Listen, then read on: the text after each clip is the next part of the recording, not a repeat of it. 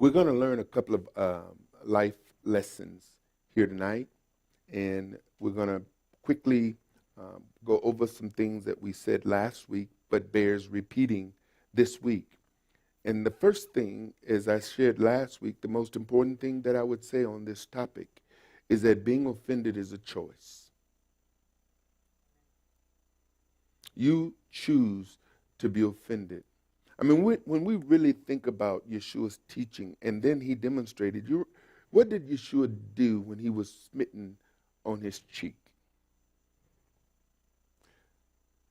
Yeah.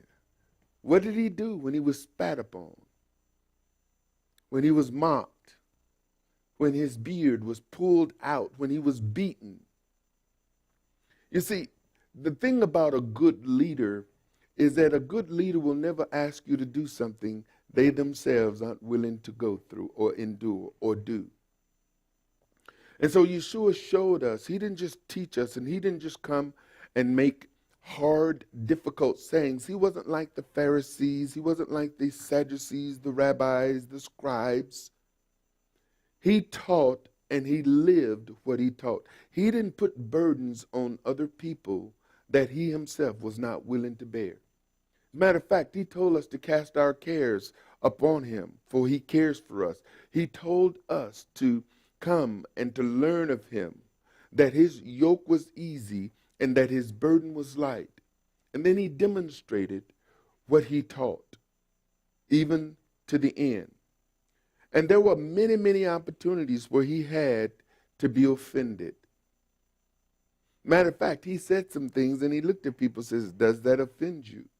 Now, we also identified that there are certain things that are going to be offensive, period. And whether you like it or not, ladies and gentlemen, if you are true to the scripture, if you're true to living out the Torah, you are an offense. You are an offense to people who don't want to live in truth. You don't have to be offensive, but by very nature of walking in truth, you are an offense, because Yeshua was an offense. He established very clearly that he was an offense to the Greek, a stumbling block to the Jew. You hear me? And when it comes down to it, what he was saying is that, listen, my very presence, because of what I represent, because I'm not just a talker, I'm a doer, because I live this word out, and I live it out where men can see. I'm not looking for accolades. I'm not trying to be puffed up or getting people to exalt me.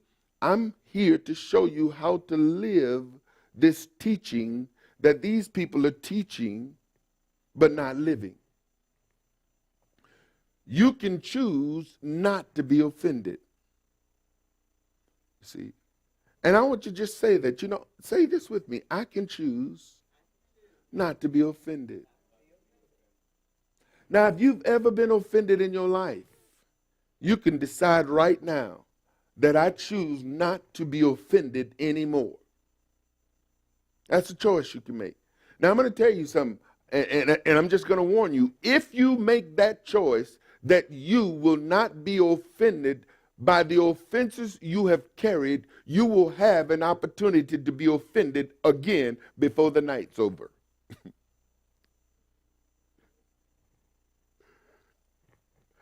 As a matter of fact, the people who offended you just might show up just to test you. Oh, you said you choose not to be offended. Well, let's see if you really, really meant it. Now, I'm not trying to be funny. There are people, if you make a decision like that, there's a good chance that within the next week, folks you haven't seen in months, even years, is probably going to cross your path. You might hear they in town. They may have gotten in contact with a relative. When you make choices to walk upright and to live righteous, then you will immediately, oftentimes, be tested. Once you choose to take on an offense, you take on a burden you are unable to bear. You were not designed to live in offense. We looked at the word offense and its injury, hurt, damage, occasion of sin, a stumbling block, an infraction of law, sin, transgression. And then we looked at the word offend, and that scandalizo, meaning to put a stumbling block or impediment in the way upon which another may trip and fall, to offend, to entice to sin. Now, when you offend someone, let me tell you something. The moment you take offense, you have now bitten of the apple, if you would, because you've just been enticed to sin. Why? Because in order for you to take on offense, if you take on offense, you're going to act offended. Do you hear me? And when you begin to act offended, you're taking on a spirit other than the Holy Spirit. It puts you into a realm to where now you are demanding an apology. It's like who you are. Who are you? And I'm not trying to be, antagonistic, but really, who are you? Why should anybody apologize to you? Well, because they offended me. Okay, who are you? See, when you answer that question, you're going to say, well, I am. And it's like, okay, you are, he isn't.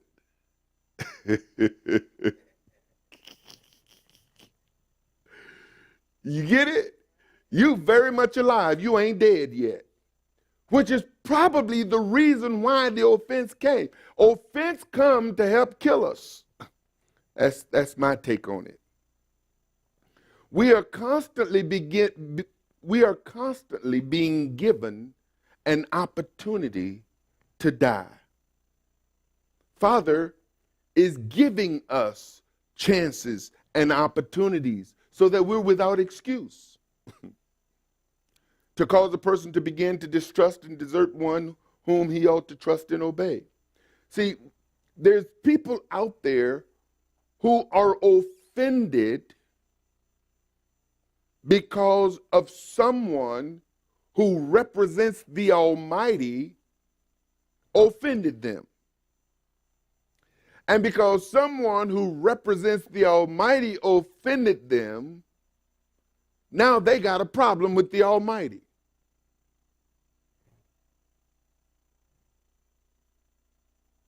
You will find that some of the things that these priests and bishops and ministers have done to young children have caused young children to abandon God. His representative did that, and therefore if his representatives did that, what kind of God is that? And if this is how his representatives represent him, I don't want anything to do with it.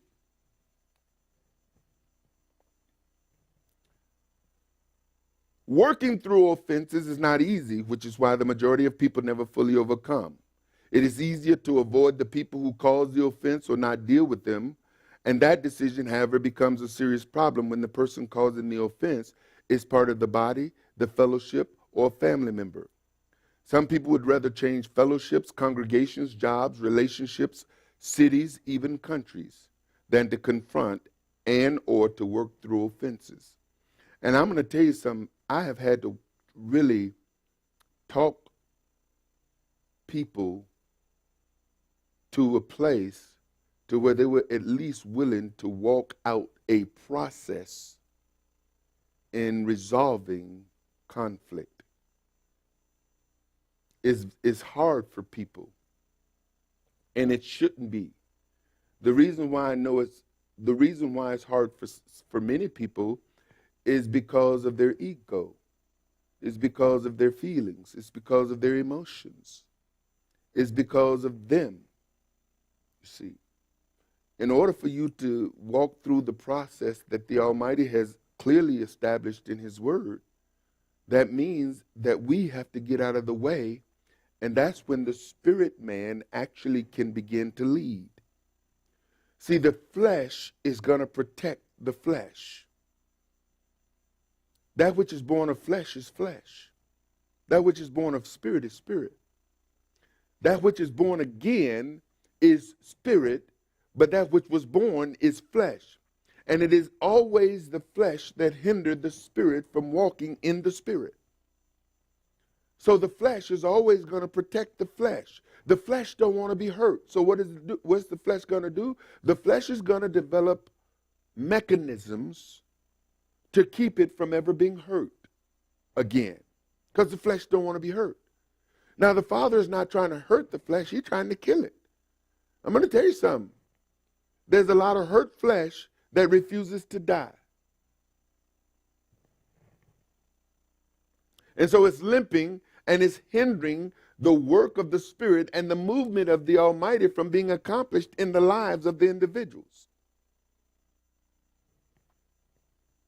Running from an issue or offense don't resolve it. The longer you hold on to an offense, the stronger the stronghold is. The longer you hold on to something, the harder it is to let go of it. Why? Because it becomes a companion. It's like weight. It's amazing that people don't want to be overweight, but don't do what is necessary to lose weight. Or they try but give up. We do this in so many areas of our lives. Oh, I tried. It didn't work. You see. What do you do if someone say you offended them but you don't think you did or feel strongly that you did not? What happens if you think someone has been offended by you and they say nothing to you but avoid you and you know something is wrong? Holding on to offenses, some people forgive in word only, from their lips but not from their heart. Operating offended. Some people have been offended to the point to where they operate out of offense. They're cynical, they're critical, untrusting, doubtful, and hardly ever have anything positive to say about anything. What if the person accusing you of offending them was based on something you were passionate about? And some of us has been passionate about certain issues. I shared some of that last week.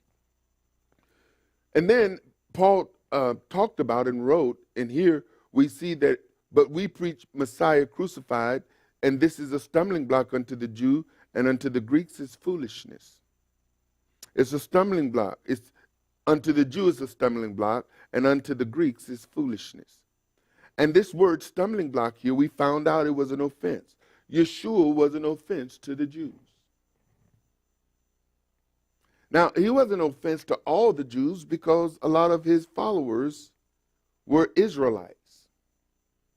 But he was offense to the religious Jews, and so oftentimes when you see the term Jews, you will see that this is dealing with predominantly the religious Jews. And we looked up that word last week on stumbling block. Now, I want us to jump into Luke chapter 17 because there's a few lessons that we're going to learn here to help us deal with offense. And I'm going to try to get through this. It may feel a little rushed, but it's because we got a lot of ground to cover, and I want us to get through it. He says in chapter 17 of Luke, verse 1, "Then said he unto the disciples, It is impossible, but that offenses will come." In other words, if you live, you're going to be offended. But woe, he says, I feel for the one through whom they come. Offenses are going to come. Now, last week we looked at the fact that Yeshua looked at offense in such critical ways, and he's going to see here again today, that he says, you know, you would be better off cutting off your hand, cutting off your feet. If your hand offends you, if your feet offend you, if your eye offends you, you'd be better off plucking it out and cutting them off. It is better for you to enter into the kingdom maimed than not enter at all. In saying, offenses will keep you out of the kingdom. But they're going to come. You cannot get through life without being offended. Last week we talked about offenses come in all shapes, all sizes, all colors, all nationalities, all languages. Take heed to yourselves. Oh, verse 2. It were better for him that a millstone were hanged about his neck and he cast into the sea than that he should offend one of these little ones. Take heed to yourselves. Now notice what he says here. Take heed to yourselves. If your brother trespass against you, what do? Rebuke him. And if he repent, what do? Forgive him. And if he trespass against thee 7 times in a day, and 7 times in a day turn again to thee, saying, I repent, you shall forgive him. And the apostle said unto the Lord, increase our faith. Now, they didn't say increase our faith for the simple fact of saying increase our faith. They acknowledge that forgiving someone, notice what he's saying. Said if he offends you, trespass against you 7 times in a day, not once, not twice, not 3 times, not 4 times, 7 times in a day, and repent 7 times, you shall forgive him. Now imagine that. Having someone offend you, sin against you. Now, you got to work through this. Because if you've ever been sinned against, you know that it creates some emotions within you that you got to work through. You got to work through this thing mentally. You got to work through it emotionally. You got to work through it physically because it just affects you. You know what I'm saying? And then they come and you're relieved because they said, I'm sorry. Now, it's nice when they say, I'm sorry, before those words or those offense really get all the way down to the toes, because it just works its way through you. And then they come and say, I'm sorry, and the process hasn't completed, so you can throw that off. And then here they come again. Now, what the disciples, I believe what they were saying is they're saying, man, this is impossible. This is hard. This is so difficult. We're going to need a whole lot more faith than what we got right now. Lord, increase our faith. This is how I read this. And so when I read it, they are making a statement with the Almighty, and you may not seem or think, but the Almighty begins the process of increasing their faith. Now, what he's going to give them is a lesson, a life lesson on humility, a life lesson on self-abasement. And therefore, by giving them this lesson, he's showing them how to increase their faith. Because what's the question? What's the statement? Lord, increase our faith. He didn't just turn and start another conversation without taking into account what they had asked him to do. And the whole issue is someone has wronged you. They didn't just wrong you, they wronged you 7 times in one day.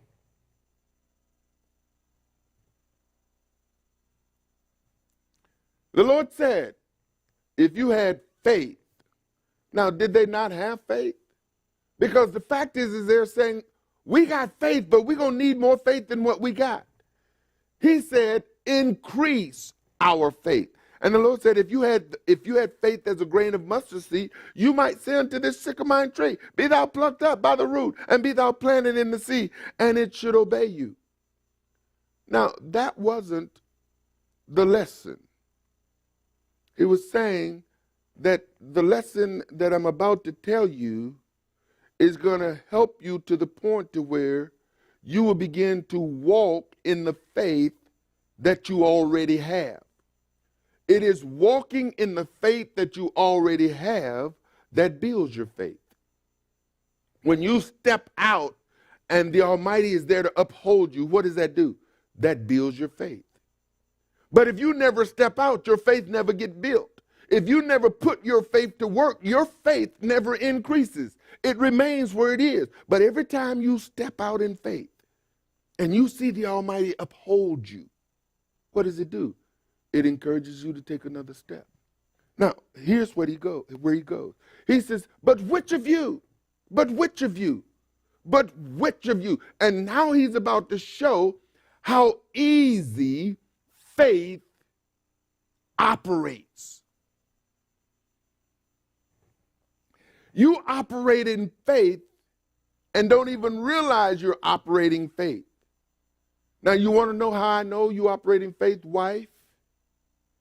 You ask your husband to do something with the full assurance that he's going to do it. And if he don't do it, what happens? You get upset. Why are you upset? You're upset because he didn't do what you said. You didn't do what he asked. Same thing with the husband. When you put your word out there, it's like speaking to the tree. It's like speaking to the tree and the tree don't respond. You say to your husband, do this, and husband didn't do it, and now you upset. You exercise faith with your words, and now your words came back unfulfilled. And that bothers you because you spoke in faith. You operated in faith, and in the faith you spoke in and operated, you expected to see the results. And if you don't see the results, you're upset. Just like when Yeshua said to the fig tree, cursed are you. And when he came back and he saw the results, he wasn't, it's like, man, look at that. The fig tree. The disciples are, they're overwhelmed by the fact that the tree listened to him.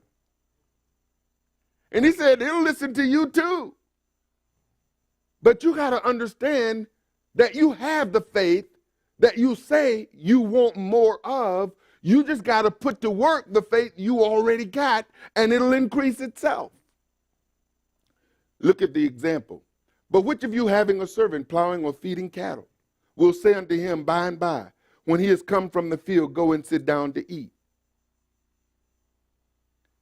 Wouldn't you rather say unto him, look, get my dinner ready?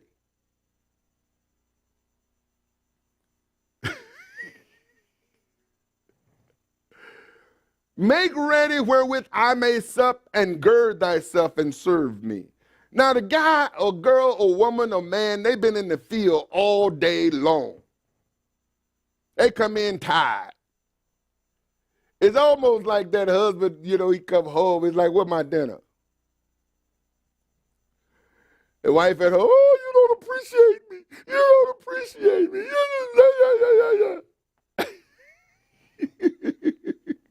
Now, listen, a husband sometimes see the wives as servants. But wives, when they're asking their husband to do stuff, they're speaking to him as a servant too. Obey what I say.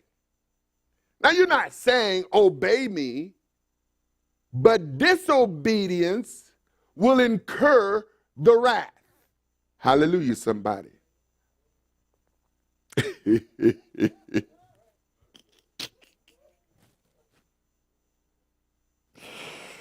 Whew, boy, you all up in people's business right now.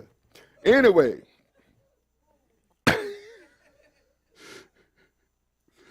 So go fix me something to eat. And when I have eaten and I'm full, then you can eat. Now, this is the lesson. He didn't just come up with this. He's responding to the question. How many of you have ever felt unappreciated?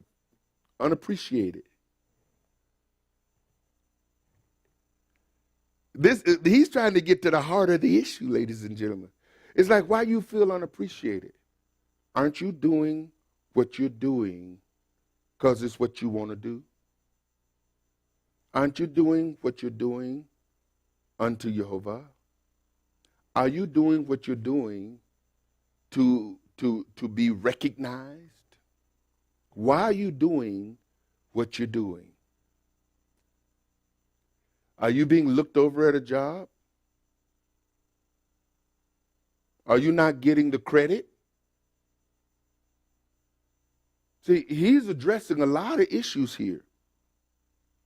And he's responding to the increase my faith. Because let me tell you something, when you get looked over for a job that you think you deserve, that bothers you. When you don't get the credit for something and someone else takes the credit for something you came up with, that bothers you. When you're looked over and you don't think, man, I got passed over for the promotion. Wait a minute. What is your hourly rate? What is your salary? Are you getting paid?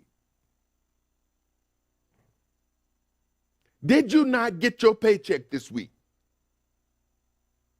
Why are you there? Are you not there to do a job? The appreciation is the fact that you got paid. Now, if the boss didn't pay you, now we got a problem.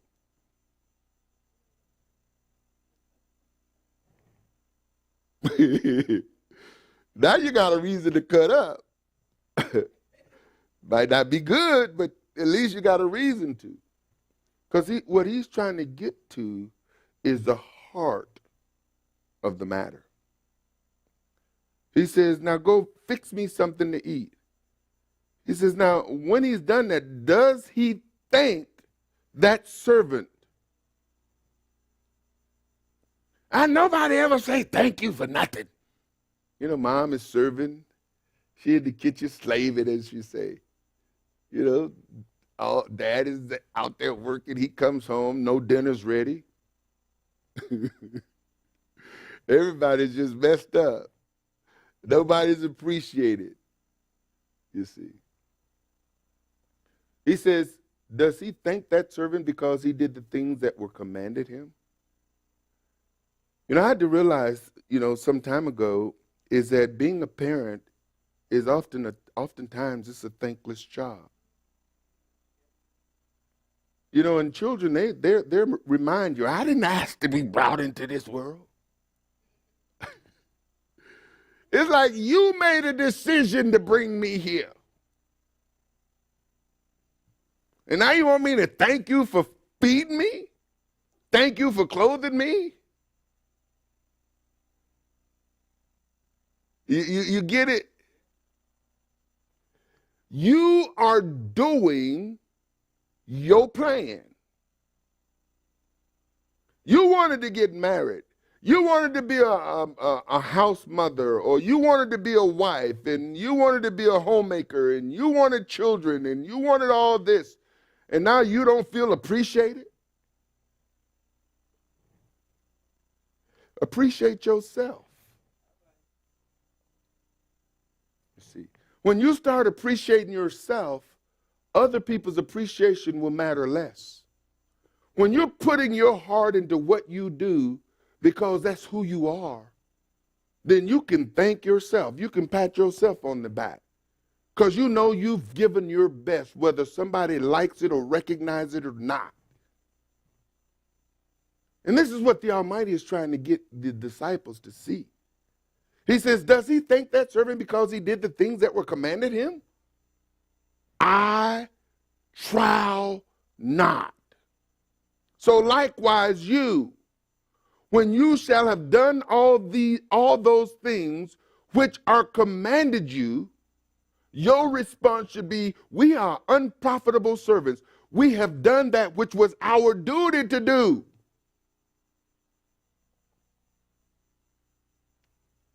You see, I'm just doing what I've been called to do. Whether it's 100 people, one person, 100,000. This is what I'm called to do, and who show up or don't show up, it really don't matter. It really don't. I'm here. Party's already started. Hallelujah. Another life lesson on self-abasement or humility. Now, you got to understand something, that people who are offended are not humble. You can't be humble and offended. Now, you can fool yourself, because there's a lot of false humility floating around. But if you are humble, you aren't offended. What's there to be offended at? Who is there to be offended at? Like Yeshua says, these people, they don't have a clue as to what they're doing. Father, forgive them. They don't know what they're doing. Look at them. They're running around like a sheep without shepherd. They have no clue as to where they're going, if they're going or coming. I would have gathered them like a mother hen gathered their chick. But look at them. They're confused. They're lost. And what do you expect lost, fallen people to do? And so when they did, the person who came to save them, they turned on him. That's what happens. And so you can't take it personal. See, we take too much stuff personal. And I'm talking to me. Anytime somebody says something or does something that bother me or anger me, my first response is, why are you angry? It's like Cain. Cain, why are you angry? Nobody's done anything to you. Well, you didn't receive my offering. Really? You want me to receive your offering? Then present an offering that is acceptable.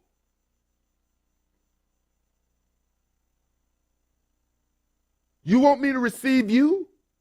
Then behave in an acceptable manner. How in the world are you going to call yourself behaving in an acceptable?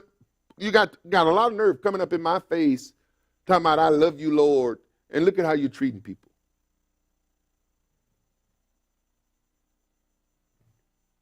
See, if you want me to accept you, then you go get things right with people. You get things right with people. I didn't start it. Well, you're the bigger man, the bigger woman. What difference does it make who started it? The fact remains, it has started. Now who's going to finish it? Who's going to end it? Who's going to resolve this conflict? Who's going to take the proper step to get things right in my presence? Because you got to understand, you may not think I see all that stuff going on over there, but I see it. I see your attitude. I see your spirit. I see your intent. Matthew 18:1. At the same time came the disciples unto Yeshua, saying, who is the greatest in the kingdom of heaven? Now, this lesson in Matthew 18, it really plays itself out in Matthew 20. Because in Matthew 20, two disciples, the sons of Zebedee, James and John, and Mama, James, and John, they're going to come to Yeshua and say, hey, when you come into your kingdom, I want my sons to be sitting on your left and on your right. You see. And there's a lesson there that we might get to. Probably not tonight. At the same time came the disciples unto Yeshua, saying, who is the greatest? Now imagine this. Where is this question coming from? Where is this question coming from? I'm going to tell you something, ladies and gentlemen. Whether we realize it or not, we're always seemingly in competition mode. And I don't even think oftentimes we recognize we're there. The reason why we're in competition mode, I think, is because we're always trying to prove ourselves. We're always trying to be accepted, trying to fit in. And I remember back in when I was working in preparation for management, we had to go through a series of classes, and part of the series of classes had to do with interaction with other people and conversation. And if you told a story about something that happens to you, someone don't even realize they're in competition with your story. It's not that your story is something to compete with, but it stirs up a story that they now want to share because of the story that you shared. And in some cases, I've heard people say, well, you think that's something? That ain't nothing. Let me tell you what happened to me. You know, that's kindergarten. You know, and it's not like they don't even realize that they don't have to discount your story to tell their story. But the fact that they're telling their story is because you told yours. So what's that all about? Why is it that I feel that I've got to put something into the conversation in relationship to something that has been brought to the conversation? It happens in sports. From a child, we're putting our children in competitive things, and we're teaching them to compete, to excel. We want them to be the best. We want to be the best. It happens, that whole grading system. Why do you think that in school, when a child gets an A, their chest is, they want everybody to see their grade. The child with the C, the D, the F, they're hiding it. Moms get the little stickers. My son's a genius. Bam, put it on the back. My son is an honor student. Bam, put it on the back. And parents begin to live their lives through their children. Yeshua called a little child. Now, here it is. They said, well, who is the greatest in the kingdom? He called a child unto him and set him in the midst of them and said, verily I say unto you, except you be converted and become as a little children, you should not enter into the kingdom of heaven. Now, I know you've probably heard, like me, a lot of stories, a lot of sermons, a lot of teachings on this, but I'm not going there. I want to deal with this issue. Whosoever therefore shall humble himself as this little child, the same is greatest in the kingdom of heaven. Now, it's a lesson on humility. Because this is what he's saying. You got to humble yourself. Humility doesn't mean weakness. It's not weak. You see, when you're humble, you really want other people to succeed. Matter of fact, I believe you will help people. Because for me, and I'm hoping for you too, the more I help people, the more I advance Jehovah's kingdom. Because when you are helped, if I can help you, if you're stuck and I can get you unstuck, then when you get unstuck, you're going to move to another level, another plateau. And if I can help you get unstuck, I can help you move. You see, it doesn't take anything away from me. As a matter of fact, it fulfills me. You being better than me doesn't make me less than you.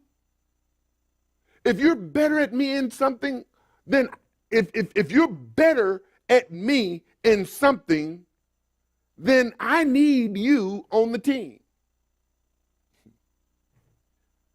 Do you understand what I'm saying?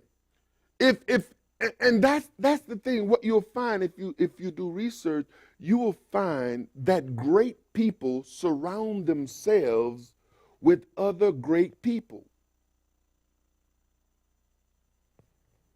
They surround themselves with people who have skill and ability they may not have. And it's not intimidating. I don't have to learn to play the piano. David does that. Do you understand? David does it a whole, man, he sounds, I used to try to sing. The only reason why I sung sometimes is because I was among people who couldn't sing.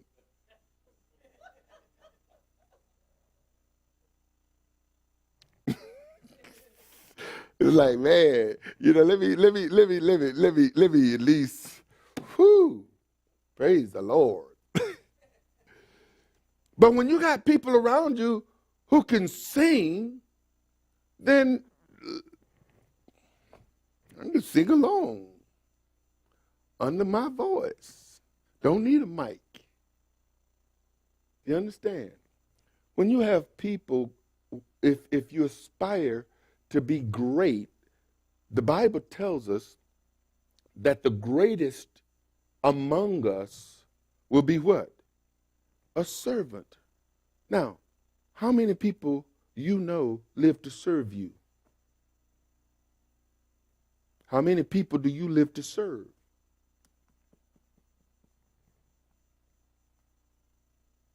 How can you become great according to the kingdom if you're not willing to serve? And when people start getting ministries and making names and being known, their humility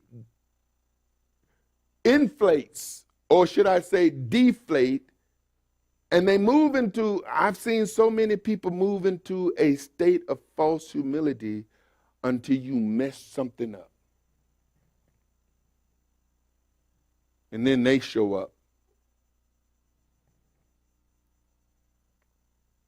You understand?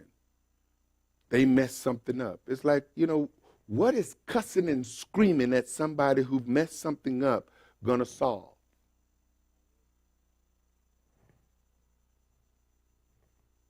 You're fired. Whew, thank God I couldn't quit. Now I can leave this abominable place. Whew, thank you for loosing me, Pharaoh. I bet people, I've been one of them. Like I said, I've been fired once in my life, and it was a happy day.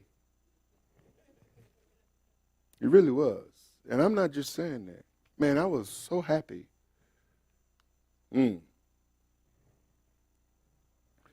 Whosoever therefore shall humble himself as this little child, the same is greatest in the kingdom of heaven.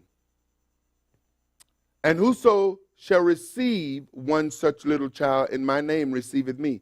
But get this, whoso shall offend one of these little ones which believe in me, it were better for him that a millstone were hanged about his neck, and that he were drowned in the depth of the sea.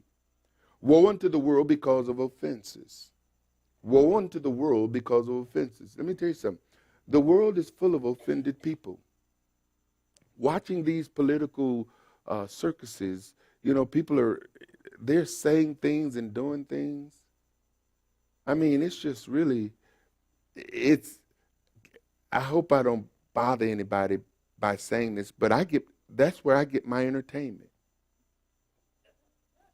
I'm serious. The political process, it's like it's better than going to the movies.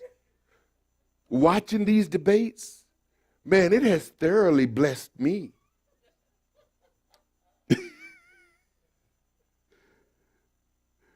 Yeah, it's like you talk about contact sport in real life. I mean, I never understood why people spend millions and millions and millions of dollars to get a job that pays $300,000, $400,000 a year. It's like you raising almost $1 billion to get that job. And then, you go in there with black hair and you come out all gray in 4 years. Man, 4 years, that's a lot of stress. Them 3 o'clock phone calls in the morning, I mean, they get you after a while. Yeah. Not to mention that everybody is throwing dots and javelins and trying to assassinate you, and verbal assassination and media assassination, and you can't do anything right.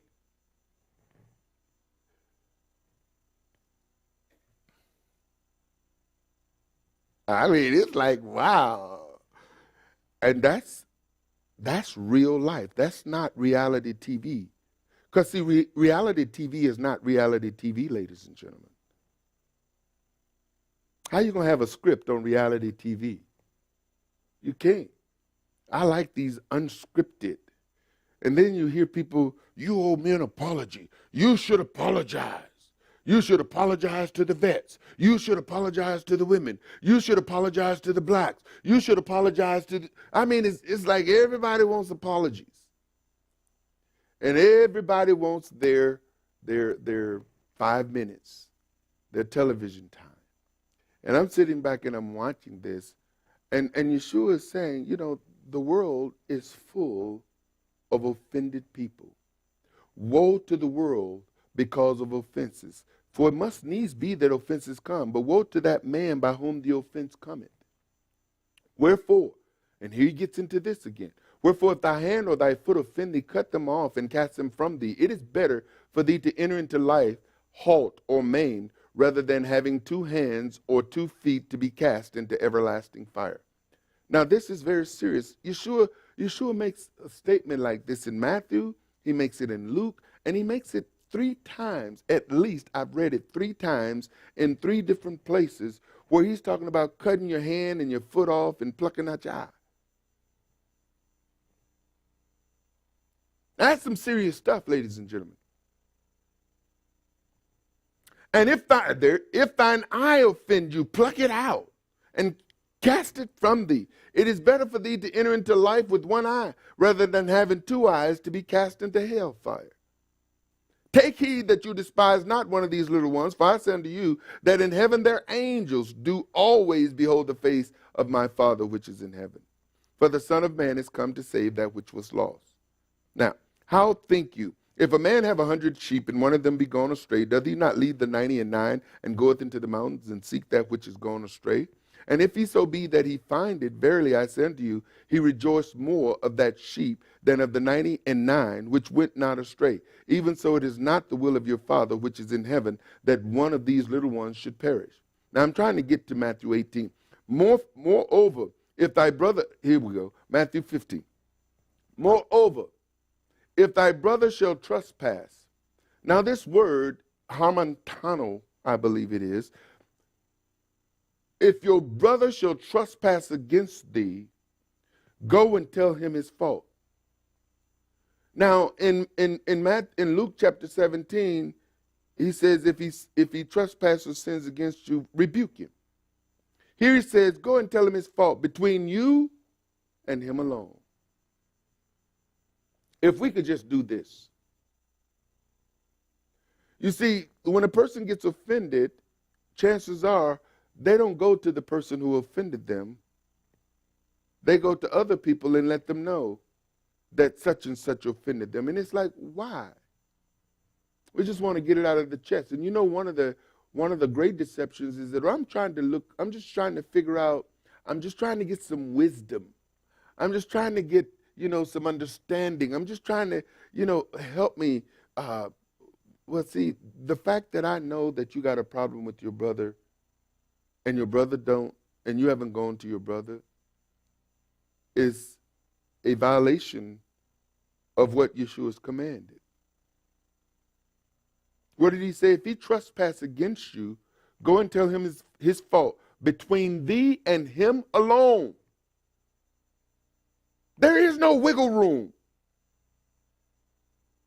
There's no weasel clause here. Those of you who ever do contracts, you understand weasel clause is that you put something in it so you can wiggle your way out of it if you don't like it. There is no weasel clause. There's no wiggle room. Go to him or her and him or her alone. And the only time you can have conversation about this situation with someone else is that you've put step 1 first, not step 2 and then go to step 1. You can't go to step 2 and then go to step 1. And it puts me as a leader in a very difficult situation because people want to come to me and tell me the fault of someone else, and they haven't gone to someone else, or they want to come to me for counsel, and I'm going to take them straight here. This is where I'm going to take them.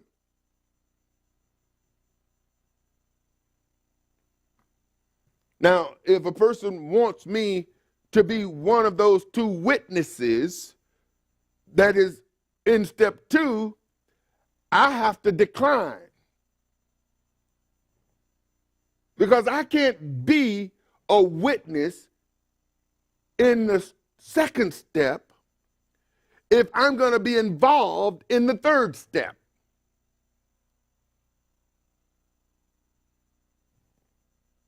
Because the second step is, if he shall hear you, hopefully there won't be, then you have gained your brother. Now, your brother said something, because let me tell you something, ladies and gentlemen. As a chef, there's a saying, too many cooks spoil the broth. Now, you know, it's a weird saying because broth is simply that which, I mean, if you're going to get bone broth, you just put bones in a pot and boil it. So how does too many chefs spoil? But the message is that too many people involved in the process makes the process cumbersome. It creates a problem within itself. Another statement, too many chiefs and not enough Indians. You see, too many people who want to lead, but not enough people who want to follow or fight. This is the issue, is that if I offend you and you go over to Johnny, and now Johnny tells you, man, I wouldn't have took that. I don't know, bruh. You know, you probably should go talk to such and such. And they go and talk to such and such. Now Johnny and such know. And then the person finally comes to me and says something. But I'm not just dealing with this person, because now Johnny and whoever such and such is has been pulled into the situation. And even though I don't know Johnny and such has been pulled into the situation, the demonic forces that is always at work is very aware of the spirit that is in operation. You see. So now you got spiritual interference that's taking place, that even when a person comes, they already now have talked this thing out with Johnny. They've talked this thing out with such and such. Johnny and such have said some things. And what Johnny and such have said is coming out in the conversation that I'm in, because the devil is going to make sure stuff come out. And now you're wondering, well, where's that coming from? Well, where's that coming from? Well, I talked to Johnny and Johnny said, oh, you talked to Johnny and you ain't talked to me? You see the barrier? You see what has just happened here? Now I'm concerned, well, what did you talk to Johnny about? See, Johnny don't even need to be in it. Oh, and you talk to such and such too? Now, a person who does that is going to be the first person who gets upset because somebody did the same thing and didn't come to them first. I'm going to tell you something. People who want to hold you to the word oftentimes don't stand on it themselves. That's hypocrisy. That's Phariseeism. They expect you to do what the word says, but they themselves don't have to. So, you gain your brother. That word, harmantano, to be without a share in, to miss the mark. If your brother trespasses against you, to err, to be mistaken. And that word actually is translated sin 38 times, trespass 3, offend once, and your faults once. But if he will not hear you, then take with thee one or two more. So what happens? I go to you, man, I didn't do that. Okay. See, now I need to go and get two brothers or two sisters or a brother and a sister And I say to them, listen, I got a problem with so and so and so, and I've gone to them. And I need you to come with me. You don't have to say anything. I'm not asking you to say anything. I just need you to witness that I'm walking according to what Yeshua commanded. So I want you to see, I want you to come with me. I want you to notice my behavior, notice my demeanor, notice my choice of words, notice how I approach my brother, because the whole goal is for reconciliation. And again, you don't have to say anything. You simply are witnessing, so that if this ever gets before the congregation, you can testify to how I did what I did. Was my attitude wrong? Did I use bad words? Because see, if I got to bring such and such in front of the congregation, then such and such is coming to defend him or herself. Now, hopefully it won't get to this point. See. But the Almighty established that the congregation would become a courtroom, and the congregants would be the judges. Understand something, ladies and gentlemen. Before there were kings, there were judges.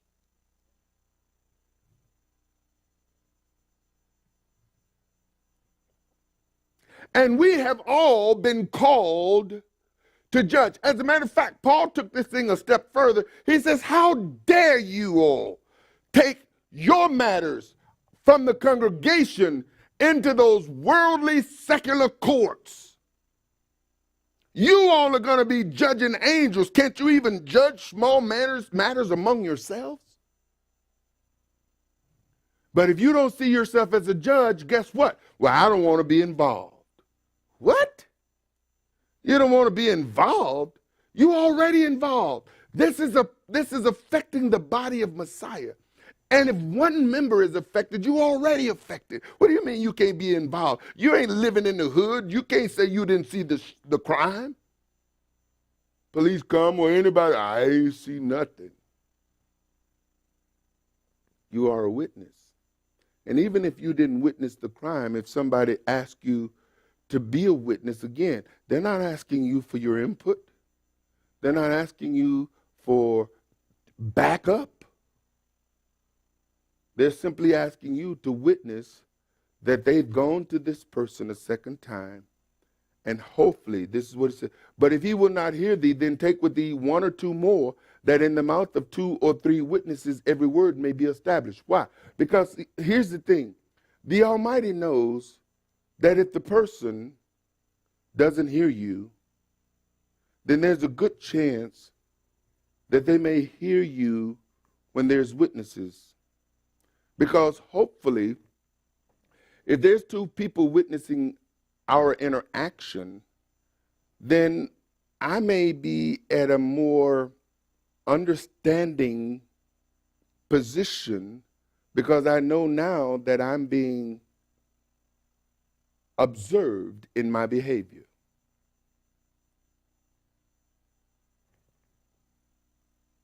See, people will do stuff in secret that they won't do openly. They'll do things when there's no saints around that they won't do when there's saints around. Now, if the person says, okay, I forgive you, you got 2 witnesses. If a person says, okay, you're right, I was wrong, you got 2 witnesses.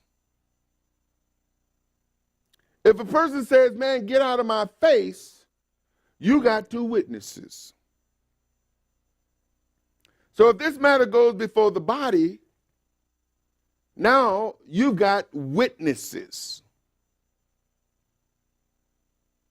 They've witnessed your behavior, they've witnessed the person's behavior. And that is so important, ladies and gentlemen, because let me tell you something. In the workplace, the ultimate in resolving conflict, when people don't want to comply to the rules and the regulations of the organization, is termination. We're building a cohesive unit, and if this person doesn't fit within this unit, then we're going to have to remove this person from the unit. And every institution out there does it. If a child misbehaves in school, they're going to put him in timeout, depending on the course. Or they're going to put him in the principal's office. That's what they used to do. They're going to, give him after school, what do you call that? Detention. And they might even take him out of the regular class and put him in the school for regular offenders, alternatives. Ultimately, if that don't work, they're out. In a workplace, they're going to discipline. And ultimately, if you don't fit, they're going to terminate you. In the military, in the neighborhood, in the association. They want law-abiding individuals that are going to comply with the rules, and if you don't want to comply with the rules, then you're going to have to, you got to go. It's the same thing in the body of Messiah, because this is what it says. If you take 2 or 3 witnesses, out of the mouth of 2 or 3 witnesses, every word is established, but if he showed neglect to hear them, tell it unto the congregation, but if he neglect to hear the congregation, let him be unto thee as a heathen. Put him out. Now you can take him to court. You don't take your brothers to court, but he's demonstrated he's not a brother. She's demonstrated she's not a sister. That's a heathen. Verily I say unto you, whatsoever you bind on earth shall be bound in heaven, and whatsoever you loose on earth shall be loosed in heaven. That's authority. You have the authority to judge, to bind, to loose, to incarcerate. Again, I say unto you that if 2 of you shall agree on earth as touching anything they shall ask, it shall be done for them of my Father which is in heaven. For where 2 or 3 are gathered together in my name. So the ultimate judge is in the midst. And this is, people want to say, well, where 2 or 3 are gathered together, he's in the midst of us. That's wonderful. That's true. But in this particular context, he's in the midst as the judge. Why? Because he's making sure that we're judging righteously. And there are capable individuals, because if I'm out of order, if I say something, if there's bias, if there's malice, if this person or that person who's coming before the congregation have done something to me, then I may have to recluse myself because I got some issues that I need to work through. And this is what he's dealing with here. And I'll leave off right there. The whole point, ladies and gentlemen, is that offenses have no place among the body. And the Almighty has established processes by which we deal with offense. And we have to be willing to go through the process for the sole purpose as we walk through the commands. You see, we walk through the commands so that we might be pleasing in his sight. We honor him and obey him that we might be found pleasing in his sight. We walk through his process that we might be found pleasing in his sight. Everything that he instructs us to do is for the purpose of being found pleasing, to be well pleased with for him to acknowledge that he's well pleased with us. Now how would I put it? I can't convince myself. See, his spirit is so powerful that I can't convince myself that he approves of me when there's already conviction within me that what I'm doing is wrong. Now, I could get to a point to where I'm reprobate, to where I'm void of judgment, because I've convinced myself that my abomination is acceptable. You see. Offenses should not be named among the body of Messiah. And we have to do everything within us, within ourselves, to overcome them. And as I said earlier, we choose to be offended. We can choose not to be offended. I can make the decision today. I've made the decision today. People who have offended me in my past, there's things that I've carried through life that I've decided I'm not dragging that weight around anymore. I'm not just dragging that mess with me. It's holding me back. It's keeping me from soaring. It's keeping me from walking upright, walking in the fullness of the power and authority. I can't walk through life with offense when offense comes from the enemy. It doesn't come from the Almighty. And so if I've got something that belongs to him, how can I walk in the authority of the Almighty when I'm holding on to something that belongs to the devil? It weakens me. It's like offense to the believer. Forgive me for going this, but you know, those of you who know about Superman's weakness was kryptonite. You see. Offense to the believer is like kryptonite. It weakens you. It doesn't strengthen you, it weakens you. It puts you into an incapacitation. You are no longer capable of the power that you're supposed to be operating in because you've been weakened by something that does not come from the Almighty. It's a weight. It's a burden. It's heavy. And it's not for us. For more information, visit www.arthurbaileyministries.com or call 888-899-1479. House of Israel International Services is made possible through financial contributions from brothers and sisters like you. Thank you.